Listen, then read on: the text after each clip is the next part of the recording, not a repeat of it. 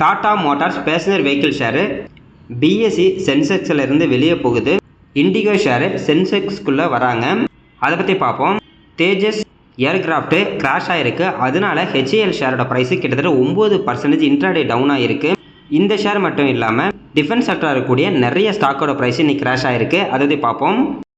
நம்ம ஷேர் மார்க்கெட்டில் கிட்டத்தட்ட 1.6 கோடிக்கான ஸ்கேம் நடந்திருக்கு. டெல்லி போலீஸ் பார்த்தீங்கன்னா அனௌன்ஸ்மெண்ட் பண்ணியிருக்காங்க. அதை பற்றியும் பார்ப்போம். இதுக்கப்புறம் நம்ம இந்தியாவோட எக்கனாமிக் க்ரோத்து ரொம்ப நல்லா இருக்குன்னு நிறைய அனலிஸ்ட் வந்து சொல்லியிருக்காங்க. அதை பற்றியும் பார்ப்போம். ஷேரை பற்றி பார்க்கறதுக்கு முன்னாடி வாரன் பஃபட்டோட கோட் ஒன்று பார்த்துடலாம். ஷேர் மார்க்கெட் யாருக்கிட்டலாம் பொறுமை இல்லையோ அவங்கக்கிட்ட இருக்க காசை எடுத்துகிட்டு வந்துட்டு யாருக்கிட்டலாம் ரொம்ப பொறுமை இருக்கோ அவங்களுக்கு கொடுக்கக்கூடியதான் ஷேர் மார்க்கெட்டை.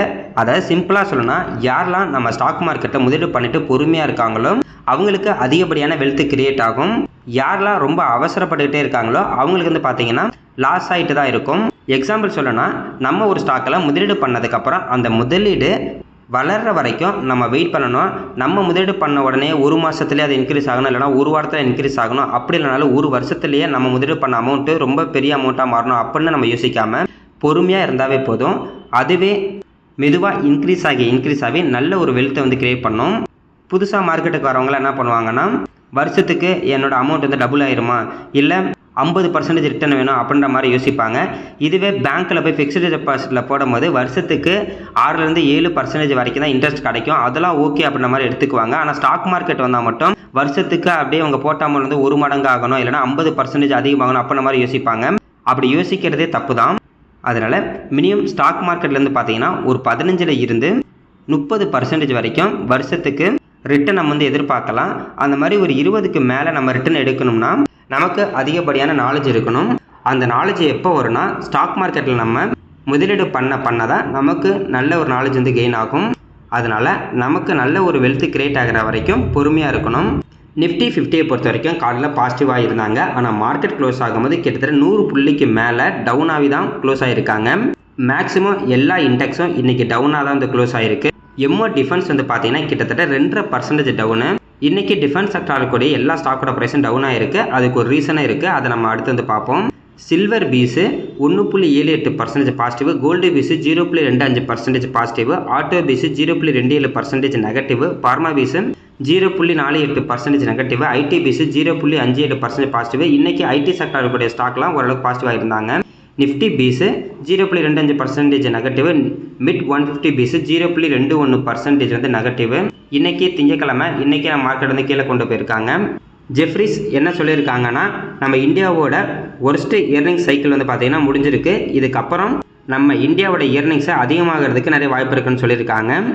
நம்ம இந்தியன் கவர்மெண்ட்டு இப்போ ரீசெண்டாக தான் டேக்ஸ் வந்து பார்த்தீங்கன்னா கட் பண்ணாங்க. அந்த டேக்ஸ் கட்டினால நிறைய பேர் நிறைய ப்ராடக்டை வாங்குறதுக்கு வந்து வாய்ப்பு இருக்குது. அதனால் நம்மளோட எக்கனாமிக்கும் ஸ்ட்ரென்தன் ஆகிறதுக்கு நிறைய பாசிபிலிட்டி இருக்குன்னு சொல்லியிருக்காங்க. அதனால் இது வரைக்கும் நம்ம எக்கனாமிக் வந்து பார்த்தீங்கன்னா ரொம்ப ஸ்லோவாக மூவ் ஆகிட்டு இருந்துச்சு. இதுக்கப்புறம் ரொம்ப ஃபாஸ்ட்டாக போகிறதுக்கு ஒரு வாய்ப்பு இருக்குது. அப்படின்னா நம்ம ஷேர் மார்க்கெட்டும் இன்க்ரீஸ் ஆகிறதுக்கு நிறைய வாய்ப்பு இருக்குன்னு சொல்லியிருக்காங்க. ஹெச்எஸ்பிசி சென்செக்ஸு கிட்டத்தட்ட 94,000 புள்ளிக்கு மேலே போகும்னு சொல்லியிருக்காங்க 2026 எண்டுக்குள்ளே. இந்த மாதிரி சென்செக்ஸ்லாம் இன்க்ரீஸ் ஆனால் ரொம்ப நல்லதான். ஏன்னா நம்ம மார்க்கெட்டும் பாசிட்டிவாக வந்து மூவ் ஆகும். பார்க்கலாங்க. இவங்க எல்லோரும் சொல்கிற மாதிரி மறுபடியும் மார்க்கெட்டு ரெக்கவர் ஆகி மேலே படிச்சா ரொம்ப நல்லாயிருக்கும். ஆல்ரெடி நிஃப்டி 50 இருக்கக்கூடிய ஹைக்கு வந்துட்டாங்க. ஆனால் இன்றைக்கி தான் ஒரு 100 புள்ளி வந்து நெகட்டிவாக இருக்காங்க. இதெல்லாம் பார்த்தீங்கன்னா டெம்பரரியாக தான் இருக்கும். எப்போயுமே நம்ம ஸ்டாக் மார்க்கெட்டை பொறுத்த வரைக்கும் லாங் டேர்மில் இன்க்ரீஸ் ஆகிட்டே தான் இருக்கும். ஷார்ட் டேர்மில் என்ன தான் ப்ராப்ளம் வந்தாலும் போக போக அதை லாங் டேர்ம் ஒரு 5 வருஷம் 10 வருஷம் கழிச்சு பார்த்தீங்கன்னா நமக்கு சூப்பரான வெல்த்தை வந்து கிரியேட் பண்ணியிருக்கோம். இன்றைக்கி நம்மளோட கோரமண்டல் இன்டர்நேஷனல் கிட்டத்தட்ட 2% பாசிட்டிவாக தான் வந்து க்ளோஸ் ஆகிருக்காங்க. இந்த ஷேரை லாஸ்ட் 2 வாரமாக நம்ம வந்து பார்த்தீங்கன்னா ஃபாலோ பண்ணிகிட்டு இருக்கோம். 2100 ரூபாய் வரைக்கும் கீழே போயிட்டு இப்போ 2300 ரூபா பக்கத்து வந்து ட்ரேட் ஆகிட்டு இருக்கு. மார்க்கெட் க்ளோஸ் ஆகிறது கொஞ்சம் நேரத்துக்கு முன்னாடி பார்த்தீங்கன்னா 2320 ரூபா வரைக்கும் நம்ம வந்தாங்க. அதுக்கப்புறம் க்ளோஸ் ஆகும்போது 2305 ரூபாய்க்கு நம்ம க்ளோஸ் ஆகிருக்கு. பார்ப்பாங்க. இதுக்கு முன்னாடி இந்த ஹையில் வந்து இப்போ வந்து நின்றுருக்கு கரெக்டாக இந்த 2300ல். மேபி இந்த ஹையை பிரேக் பண்ணிட்டு மேலே போணுச்சுன்னா ரொம்ப நல்லாயிருக்கும். இல்லை மறுபடியும் கீழே போனாங்கன்னா மேபி மறுபடியும் 2100 ரூபா போகிறதுக்கு ஒரு வாய்ப்பு இருக்குது. எனக்கு மார்க்கெட் க்ளோஸ் ஆகிறப்ப ஒரு 2-3 நிமிஷத்துக்கு முன்னாடி வந்து பார்த்தீங்கன்னா, அதாவது 3 மணி ஒரு 25 நிமிஷம் 27 நிமிஷத்தில் வந்து பார்த்தீங்கன்னா எனக்கு ஒரு 11,000 என்னமோ லாபத்தில் இருந்துச்சு. அதுக்கப்புறம் மார்க்கெட் க்ளோஸ் ஆகும்போது என்னோட லாபம் 9,000 குறைஞ்சிருச்சு. அது ஒரு 2,000 குறைஞ்சிருக்கு. ஒன்று நாளைக்கு இந்த ஸ்டாக்கோட ப்ரைஸு மார்க்கெட் ஓப்பன் ஆகிறப்ப இன்றைக்கி க்ளோசிங் ப்ரைஸை விட அதிகமாக ஓப்பன் ஆனிச்சுன்னா கொஞ்சம் நல்லாயிருக்கும். 2300 ரூபாய் இப்போ 305 ரூபாய் இப்போ வந்து க்ளோஸ் ஆகிருக்குன்னா நாளைக்கு இந்த ஸ்டாக்கோட ப்ரைஸ் 2305 ரூபாய்க்கு மேலே ஓப்பன் ஆனிச்சுன்னா ரொம்ப நல்லா இருக்குது. மேபி 2305க்கு கீழே ஓப்பன் ஆனிச்சுன்னா மறுபடியும் இந்த ஸ்டாக்கு கொஞ்சம் கீழே போகிறதுக்கு ஒரு வாய்ப்பு இருக்குது. ஆனால் கன்ஃபார்ம் போகுமான்னு தெரியல. பார்ப்போங்க. இன்க்ரீஸ் ஆனால் ரொம்ப நல்லதான். கிட்டத்தட்ட 2700 ரூபாய்க்கு மேலே போயிட்டு இப்போ வந்து 2300 தான் இருக்குது. வெயிட் பண்ணி பார்ப்போம். இல்லை அப்படியே கீழே போணுச்சுன்னா கூட நமக்கு நல்ல ஒரு வாய்ப்பு கிடைக்கும். டெல்லி போலீஸ் கிட்டத்தட்ட 1.6 கோடி ஸ்டாக் மார்க்கெட் ஸ்கேமை வந்து பார்த்தீங்கன்னா வெளியே வந்து கொண்டு வந்திருக்காங்க. இந்த ஸ்கேம் எல்லாமே பார்த்தீங்கன்னா ஸ்டாக் மார்க்கெட்டை சுற்றி தான் இருக்குது. இந்த ஃப்ராடு எப்படி நடந்திருக்குன்னா இவங்க வந்து பார்த்தீங்கன்னா ஸ்டாக் மார்க்கெட்டில் இன்வெஸ்ட்மெண்ட் பண்ணுற கம்பெனி அப்படின்னு ஒரு கம்பெனியை ஸ்டார்ட் பண்ணி fake pre IPO scheme forex trading பிளாட்ஃபார்ம்லாம் வந்து பார்த்தீங்கன்னா கிரியேட் பண்ணி அதுலேருந்து ஸ்கேம் பண்ணியிருக்காங்க. இதனால தாங்க நம்ம ஸ்டாக் மார்க்கெட்டில் முதலீடு பண்ணும்போது ஃபஸ்ட்டு அவங்க செபி ரிஜிஸ்டர்டு அட்வைசர் அப்படின்னு பார்க்கணும். அதாவது யாராவது இப்போ நம்மளுக்கு வந்து இன்வெஸ்ட்மெண்ட் டிப்ஸு சொல்கிறாங்க அப்படின்னா அவங்க செபி ரிஜிஸ்டர்டு அட்வைசர்னு கண்டிப்பாக செக் பண்ணோம்.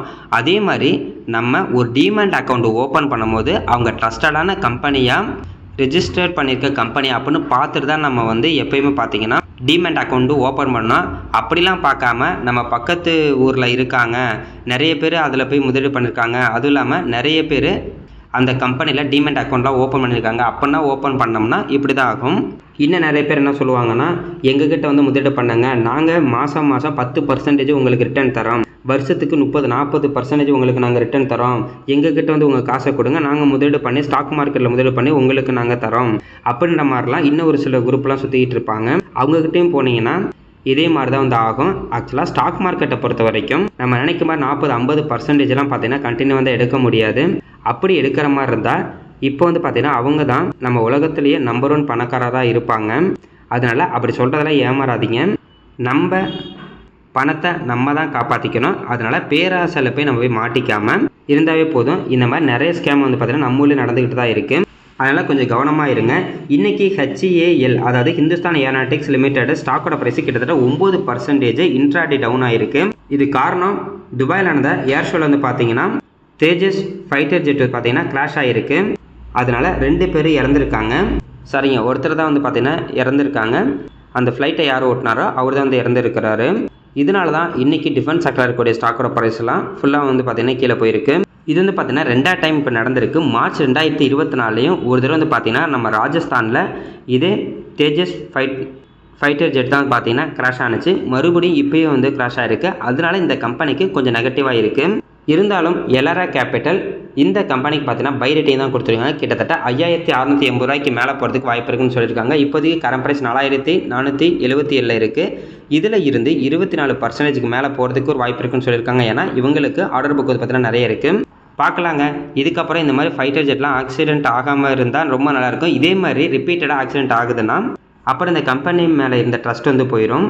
அது கண்டிப்பாக பெரிய நெகட்டிவாகவே நம்மளுக்கு ஆகிடும். இன்றைக்கி எம்ஓ டிஃபென்ஸு அதாவது டிஃபென்ஸ் ETF 2% பார்த்தீங்கன்னா கீழே போயிருக்கு. 87 ரூபா 38 பைசாய்க்கு வந்து ட்ரேட் ஆகிட்டு இருக்கு. இந்த ETF கிட்டத்தட்ட 100 ரூபாய்க்கு மேலே போயிட்டு இப்போ வெறும் 87 ரூபா பக்கத்தில் வந்து ட்ரேட் ஆகிட்டு இருக்கு.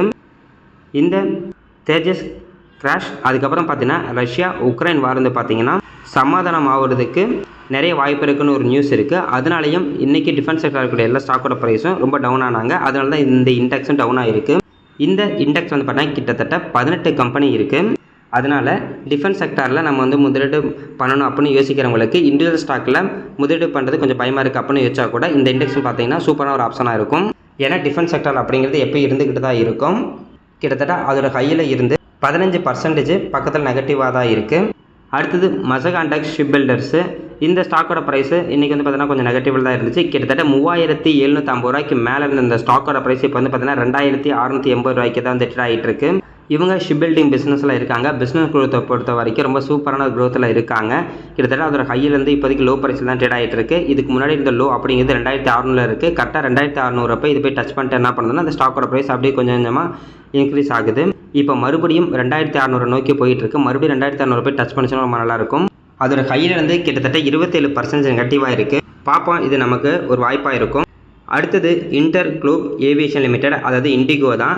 இண்டிகோ வந்து பார்த்தீங்கன்னா டிசம்பர் 2025 டிசம்பர் 22 வந்து பார்த்தீங்கன்னா சென்செக்ஸ்க்குள்ளே வந்து வரப்போகுது. அதாவது இண்டிகோ வந்து சென்செக்ஸுக்கு வராங்க. அதேமாதிரி டாடா மோட்டார்ஸ் பேசஞ்சர் வெஹிக்கிள் வந்து பார்த்திங்கன்னா சென்செக்ஸில் இருந்து வெளியே போகிறாங்க. இந்த நியூஸ்னால் இன்றைக்கி இண்டிகோ வந்து பார்த்திங்கன்னா காலைல ஓப்பன் ஆகும்போது நல்ல ஒரு பாசிட்டிவ் ஓப்பன் ஆகினாங்க. ஆனால் க்ளோஸ் ஆகும்போது நெகட்டிவ் போயிட்டாங்க. டாடா மோட்டார்ஸ் பேசஞ்சர் வெஹிக்கிள் வந்து பார்த்திங்கன்னா ரொம்ப நாளாகவே டவுனில் தான் இருக்காங்க. இப்போ இந்த இண்டெக்ஸ் மாறுறனால கொஞ்சம் நெகட்டிவாக இருந்தும் இந்த ஸ்டாக்கோட ப்ரைஸ் இன்னும் கொஞ்சம் கீழே போகிறதுக்கு ஒரு வாய்ப்பு இருக்கும். இண்டியோவுக்கு இது வந்து பார்த்திங்கன்னா கண்டிப்பாக பாசிட்டிவாக இருக்கும். நம்ம வேல்யூடு பார்க்கும்போது 2 இல்லைனா 3 கம்பெனி தான் ப்ராஃபிட்டில் ரன் ஆகிட்டு இருக்காங்க ஃப்ளைட் பிஸ்னஸில். அதில் நம்ம இண்டிகோவும் ஒன்று. அதேமாதிரி டாடா மோட்டார் பேசஞ்சர் வெஹிக்கிள் வந்து பார்த்திங்கன்னா இப்போ சென்செக்ஸ்லேருந்து வெளியே போகிறனால ரொம்ப நெகட்டிவாக அப்போல்லாம் வந்து யோசிக்க வேண்டாம். இந்த இண்டெக்ஸ் தான் வெளியே போகுது. இன்னொரு இண்டெக்ஸில் வந்து ட்ரேட் ஆகிட்டு இருக்கும். கம்பெனியோட பர்ஃபார்மன்ஸ்னா அடுத்தடுத்த குவார்ட்டர்லாம் ரொம்ப நல்லா இருந்துச்சுன்னா ஸ்டாக்கோட ப்ரைஸ் பார்த்தீங்கன்னா ஆட்டோமேட்டிக்காக இன்க்ரீஸ் ஆகும். அதனால் வெயிட் பண்ணி பார்ப்போம். அடுத்து Varun beverage limited current price 447 ரூபாய் ட்ரேட் ஆகிட்டு இருக்குது. இந்த ஸ்டாக்கே நம்ம ரொம்ப நல்லா பார்த்துக்கிட்டு தான் இருக்கோம். இப்போ 450 ரூபாய்க்கு கீழே வந்து போயிருக்கு. இப்போ வந்து பார்த்தீங்கன்னா அதில் கையில் தான் நல்ல லோ ப்ரைஸில் தான் இப்போ வந்து ட்ரேட் ஆகிட்டு இருக்கு. இதை நம்ம நல்ல ஒரு வாய்ப்பாக வந்து பார்க்கலாம். இந்த ஸ்டாக் வந்து பார்த்தீங்கன்னா நல்ல ஒரு க்ரோத்தில் இருக்கக்கூடிய கம்பெனி தான். கம்பெனிக்கு எந்த ஒரு பிரச்சனையும் இல்லை. இப்போ கேம்பா கோலா வருது அப்படிங்கிற ஒரு நியூஸ்னால வந்து பார்த்தீங்கன்னா இப்போ இந்த ஸ்டாக்கோட ப்ரைஸ் வந்து கொஞ்சமாக டவுன் ஆகிட்டு இருக்காங்க. இது வந்து பார்த்தீங்கன்னா டெம்பரவரி ப்ராப்ளமாக தான் இருக்கும். கேம்பா கோலா வந்து அதுவும் இருக்கும், கொக்கோ கோலாவே இருக்கும், பெப்சியும் இருக்க தான் போகிறாங்க. அதனால் இது ஒரு வாய்ப்பாக வந்து பார்க்கலாம். எப்போ ஒரு கம்பெனியில் இருந்து நம்ம வெளியே போகணும் அப்படின்னா அந்த கம்பெனிக்கு ஏதாவது பெரிய ப்ராப்ளம் வருது அப்படின்னா தான். இப்போதைக்கு இந்த கம்பெனிக்கு எந்த ஒரு ப்ராப்ளமும் இல்லை. காம்படிட்டராக ஒருத்தர் வரனால தான் இப்போ இந்த ஸ்டாக்கோட ப்ரைஸ் ரொம்ப டவுனில் இருக்குது. இதுக்கு முன்னாடி இந்த பாலிகேப்பு KEI இண்டஸ்ட்ரீஸ் இந்த ஸ்டாக்கோட ப்ரைஸ்லாம் கீழே இருந்தாங்க. அதுக்கப்புறம் பார்த்தீங்கன்னா கொஞ்சமாக ரெக்கவர் ஆகி இப்போ அதோட ஹை வந்துட்டாங்க. அதே மாதிரி ப்ராப்ளம் தான் இப்போ இந்த ஸ்டாக்கும் போயிட்டுருக்கு. பார்க்கலாங்க. கீழே போனால் அந்த 430 ரூபா வரைக்கும் கீழே போகுது. அதுக்கப்புறம் கொஞ்சமாக இன்க்ரீஸ் ஆகுது. இப்போ 447 ரூபாய் ட்ரேட் ஆகிட்டு இருக்கு. அப்படியே இன்க்ரீஸ் ஆனால் ரொம்ப நல்லாயிருக்கும். அடுத்தது KPIT டெக்னாலஜிஸ். இவங்க வந்து பார்த்தீங்கன்னா ஒரு சாஃப்ட்வேர் கம்பெனி தான். EV செக்டருக்கு தேவையான சாஃப்ட்வேர் தான் இவங்க வந்து பார்த்தீங்கன்னா ரெடி பண்ணி கொடுத்துக்கிட்டு இருக்காங்க. இவங்க நம்ம இந்தியாவில் மட்டும் இல்லாமல் Europe, USA, Japan, China, Thailand and நம்ம இந்தியாவில் தான் இருக்காங்க. இவங்க AI and digital solution embedded software solution வந்து கொடுத்துட்ருக்காங்க. இந்த கம்பெனி பார்த்தீங்கன்னா நம்ம பிர்லா குரூப்போட கம்பெனி தான். பிர்லா சாஃப்ட் லிமிட்டெட் வந்து பார்த்தீங்கன்னா 2 டிவிஷன் இருந்துச்சு. ஒன்று IT பிஸ்னஸ், இன்னொன்று வந்து பார்த்தீங்கன்னா engineering and mobility solution business. Engineering and mobility solution வந்து பார்த்தீங்கன்னா KPIT இன்ஜினியரிங் லிமிட்டட்னு மாற்றினாங்க. அதுக்கப்புறம் KPIT டெக்னாலஜிஸ் லிமிட்டட்னு இப்போ வந்து மாற்றிருக்காங்க. இவங்களுக்கு அதிகப்படியான ரெவன்யூ USAலேருந்து, அதாவது அமெரிக்காவிலேருந்து தான் 31%, யூரோப்பிலேருந்து 52%, ஏஷியாவில் வந்து பார்த்தீங்கன்னா 17% வந்துக்கிட்டு இருக்குது. அதாவது இவங்களுக்கு அதிகப்படியான ரெவன்யூ வந்து ஃபாரினில் தான் வந்துக்கிட்டு இருக்குது. அதேமாதிரி பேசஞ்சர் கார்லேருந்து 77% ரெவன்யூ, கமர்ஷியல் வெஹிக்கிள்லேருந்து 23% ரெவன்யூ இப்போ வந்து பார்த்தீங்கன்னா வந்துட்டுருக்கு. அதே மாதிரி இந்த கம்பெனியோட ஃபோக்கஸ் வந்து பார்த்திங்கன்னா இவங்களோட குரோத்தை வந்து கிட்டத்தட்ட 18லேருந்து 22% வரைக்கும் எடுத்துகிட்டு போகணும் அப்படின்ற மாதிரி வந்து முடிவு பண்ணியிருக்காங்க. இவங்களோட பிஸ்னஸ் க்ரோத்து 18லேருந்து 22% அதிகமானுச்சுன்னா கண்டிப்பாக இவங்களோட ப்ராஃபிட் வந்து பார்த்திங்கன்னா அதிகமாகும். அதனால் ஸ்டாக்கோட பர்ஃபார்மன்ஸும் அதிகமாகிறதுக்கு நிறைய வாய்ப்பு இருக்குது. நம்ம இப்போ ஃபுல் அண்ட் ஃபுல் EV வெஹிக்கிளுக்கு தான் சேஞ்ச் ஆகிட்டு இருக்கோம். அதனால் இந்த கம்பெனியோட க்ரோத்தும் ஃபியூச்சரில் ரொம்ப அதிகமாக இருக்கிறதுக்கு நிறைய வாய்ப்பு இருக்குது. அடுத்தது இவங்களோட கீ ரேஷியோ வந்து பார்த்தாலாம். மார்க்கெட் கேப்பு 32,000 கோடிக்கு மேலே இருக்குது.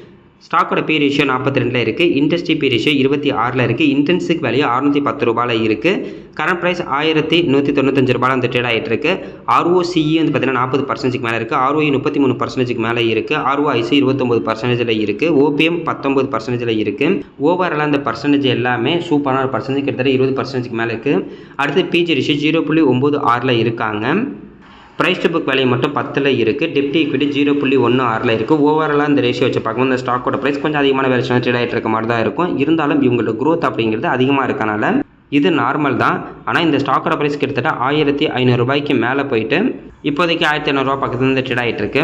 அடுத்தது இவங்களோட ப்ராஃபிட் அண்ட் லாஸ் ஸ்டேட்மெண்ட் வந்து பார்க்கலாம். மார்ச் 2019 இவங்களோட சேல்ஸு 641 கோடியாகவும், நெட் ப்ராஃபிட் வந்து பார்த்தீங்கன்னா 55 கோடியாகவும் இருந்திருக்கு.